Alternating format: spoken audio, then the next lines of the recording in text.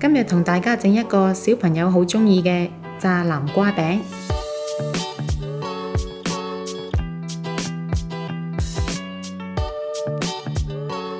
將薯仔洗乾淨去皮，切件；南瓜切件，跟住將南瓜放入滾水，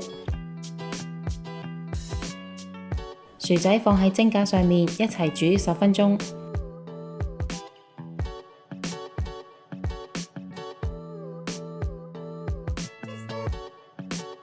煮完之後，將南瓜去皮，用壓泥器將薯仔壓成泥，加入南瓜一同壓成泥，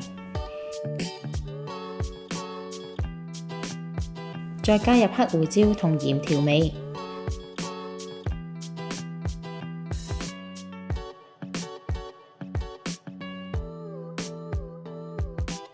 將麵粉同雞蛋先溝勻，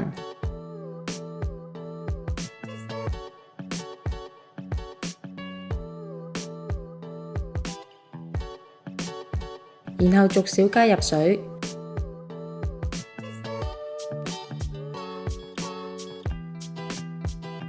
攪勻到直至冇粉粒，咁就可以啦。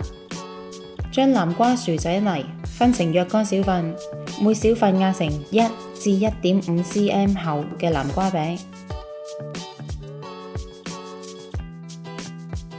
再沾上麵衣，然後撲上麵粉，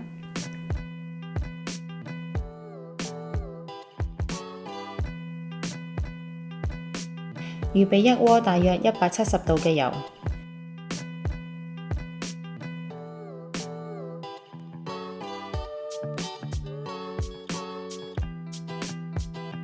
將南瓜餅落油鍋炸3至5分鐘就可以啦。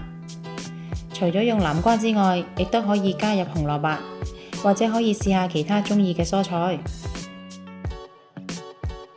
鍾意我哋條影片嘅朋友可以 Like、Subscribe、Share， 同埋記得撳着個鐘仔，可以第一時間收到我哋嘅最新資訊同埋影片。